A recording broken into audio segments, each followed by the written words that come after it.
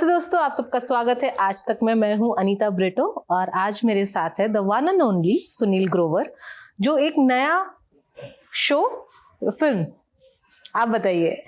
ये है तो शो जो कि ZEE5 पे आ रहा है, जो फिल्म जैसे शूट किया है, जैसे मैंने देखा है। 8 एपिसोड्स हैं इसके। तो अब बोलने को कुछ भी बोल लो, पर्पस यही है कि एंटरटेन करना लोगों को और इसको एंजॉय कराना, उनके चेहरे पे स्माइल लाना और एंगेज करना। So it's a, I would call it sitcom, but it has drama and slice of life, light-hearted kind of a show. It is because मैंने ट्रेलर देखा है and everyone commented कि यार ये मजेदार रहेगा। मुझे आपसे जानना है because people always say कि whenever Sunil Grover comes on screen, he comes with a different idea, a role, character, everything. आप कैसे देखते हो जब आपके पास एक प्रोजेक्ट आता है? आप कैसे सिलेक्ट करते हो that particular? Because do you line up with the audience as well? आप audiences का भी टेक लेते हैं कि वो कैसे देखना चाहते हैं आपको? अब ये तो किसी को नहीं पता कि कोई चीज़ कितनी चलेगी या क्या चलेगी। अगर ये पता होता तो सब प्रोजेक्ट्स हिट होते। तो ये कैलकुलेशन तो आपकी गलत है अगर आप इस मुद्दे पे कर रहे हो। अब दूसरा ये है कि जो बनाने वाले हैं उनको अपना काम बनाना आता है, करना आता है। और एक कि या मुझे अगले दिन शूटिंग पे जाते हुए मज़ा आएगा, इसके ऊपर मेरे को इस रोल के लिए प्रिपेयर करने में मज़ा आएगा, वो मेरे लिए बहुत इंपॉर्टेंट है। मुझे ना रोल के लिए प्रेपरेशन जो होती है वो बड़े एक्साइट करती है।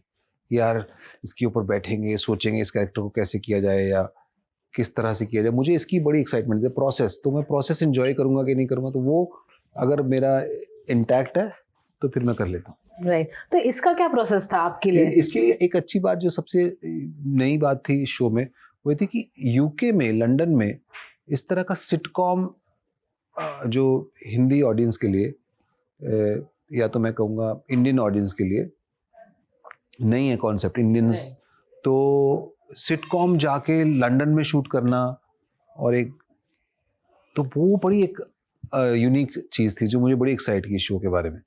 तो मैंने कहा ठीक है, करते हैं।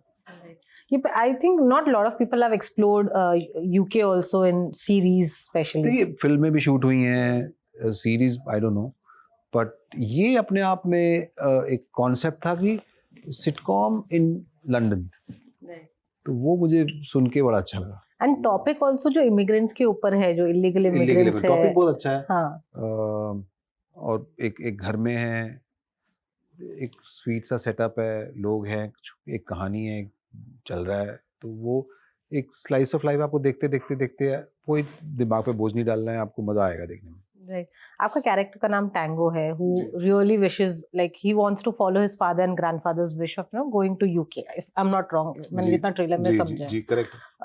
तो ऐसा आपके in your personal life आपने कभी ऐसा सोचा है कि आप अगर if you were not an actor, if you wanted to go and stay somewhere, what would that, which country would that be? And मैं ना 18 साल का था तो पहली बार कनाडा गया था, तो मेरे को 18 साल की उम्र में एक रिश्ता आ गया था वहाँ पे शादी करने के लिए कि ये लड़का, हाँ कि आपकी, तो मैं बोला 21 का भी नहीं हुआ था, लीगल मेरी एज ही नहीं है। तो कहते कोई नहीं, 3-4 साल में आपकी शादी, तब तक आप यहीं रुको, आपको हम करवा देंगे। इन्फ्लुएंशियल फैमिली थी। तो एक रात तो मैं सोच के लगा भी कि शायद कर लो। पर सुबह सुबह उठा तो फिर ठीक था। मैंने कहा नहीं यार, बहुत छोटा हूँ मुझे, और मेरे को ये एक अच्छी बात ये थी कि मुझे ना बहुत अर्ली पता चल गया था कॉलेज के टाइम में कि मुझे यार ये परस्यू करना है, ये फील्ड एंटरटेनमेंट का किसी भी फॉर्म में, क्योंकि मुझे ड्रामा करने में, थिएटर करने में बड़ा मज़ा आता था।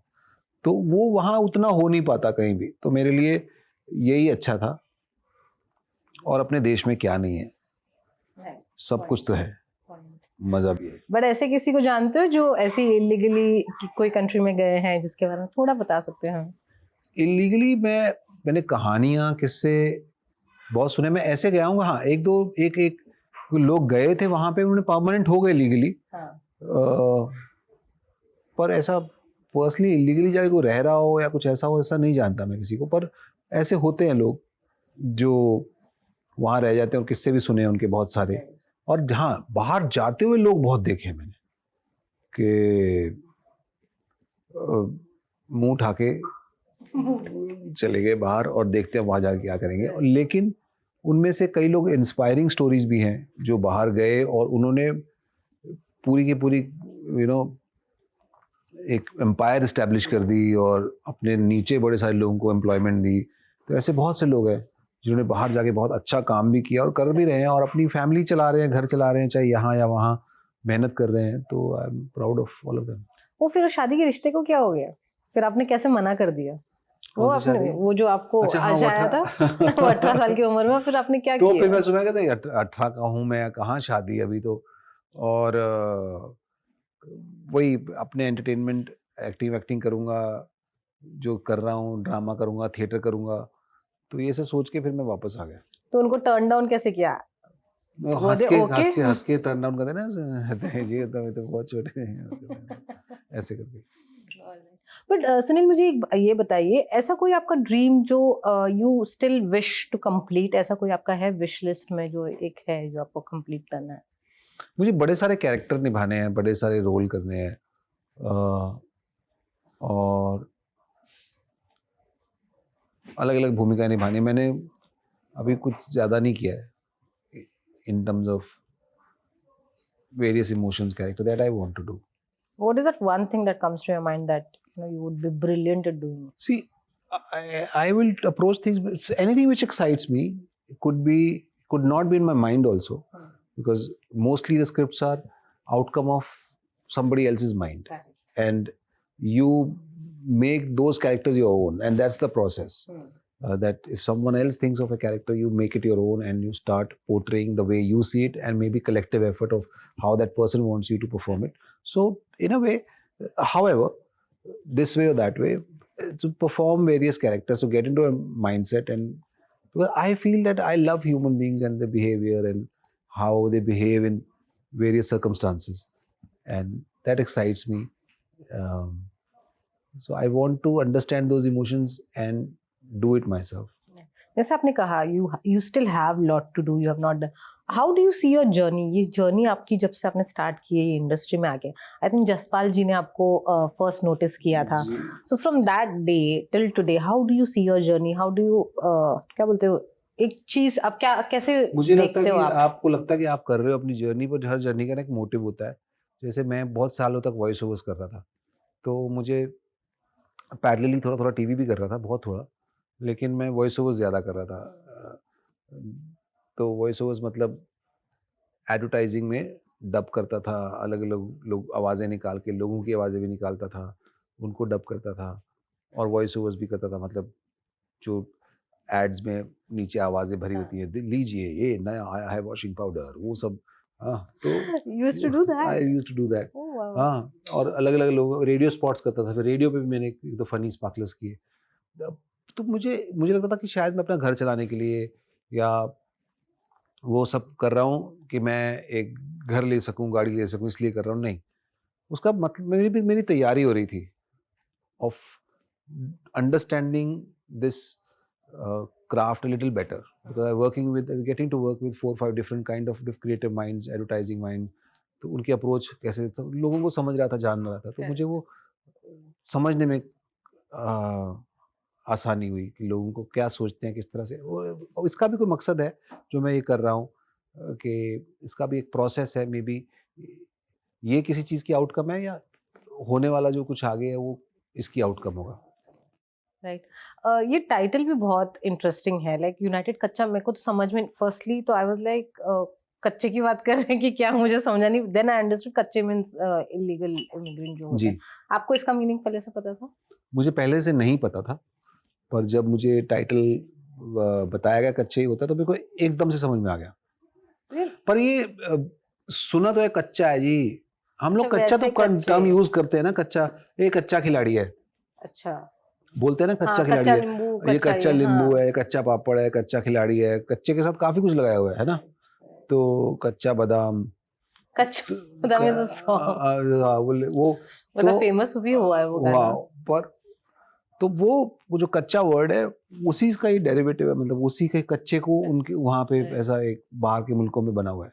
Sunil, tell me, how was the experience, shooting at in UK, because it's a different country, and ऐसा कोई moments जो बहुत memorable रहा है आपके लिए? एक ना आपने देखा होगा प्रोमो में एक लाइन है जिसमें कहा गया यार मेरे को लगता है कि बट ऐसा लगा 3-4 गोरे बठिंडा घूमने आए, हमारे लोग ही वहाँ पे इतने हैं। तो साउथ हॉल एक जगह है जहाँ पे अपने लोग इतने हैं कि, और वहाँ पे हम दिवाली पे शूट कर रहे थे, तो दिवाली वाले दिन भी शूटिंग कर रहे थे। दिवाली के शूटिंग करके जब वापस जा रहे थे होटल की तरफ, तो रास्ते में इतने पटाखे यहाँ नहीं चलते जितने वहाँ चल रहे थे।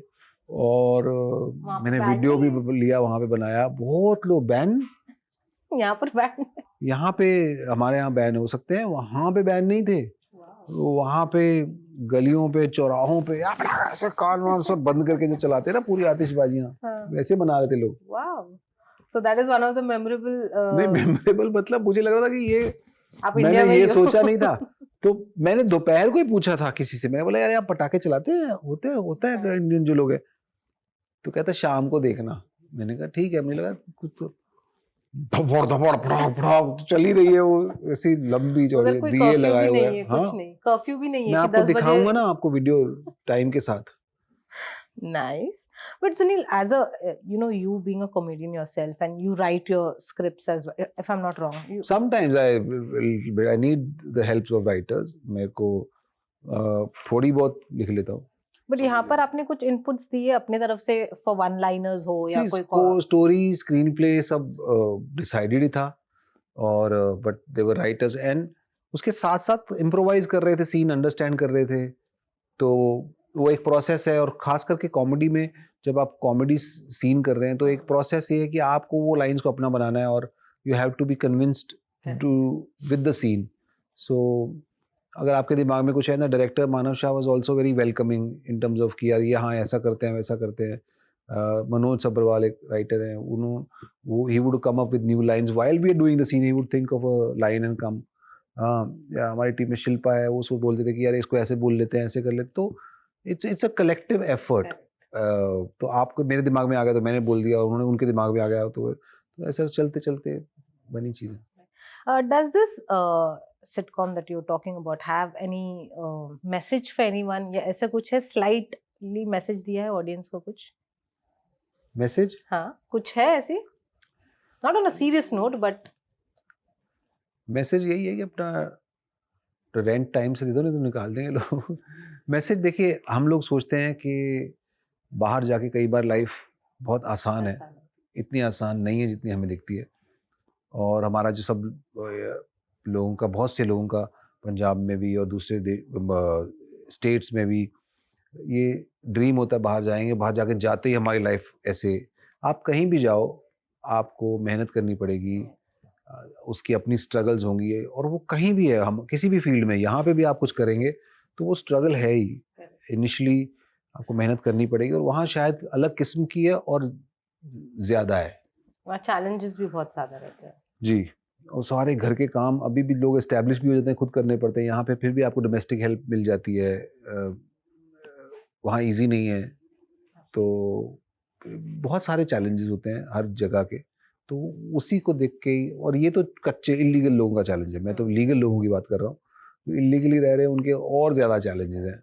मेडिकल फैसिलिटीज़ नहीं ले सकते, कोई ऐसा काम रूल तोड़ेंगे तो पकड़े जाएंगे, बैंक अकाउंट अपने नाम पे नहीं हो सकता। तो उन लोगों के लिए तो मतलब लगता है कि क्यों रह रहे हैं। That is a lifestyle that they want, but हाँ, unfortunately तो काफ़ी सारे कॉम्प्रोमाइज़ेज़ हैं। और मैंने ऐसे भी किस्से सुने हैं, कई लोग तो वापस ही नहीं आ पाते फैमिली में, काफ़ी कुछ हुए, बिकॉज एक बार वापस आए तो फिर वापस जा नहीं पाएंगे। तो unless until they are legal there.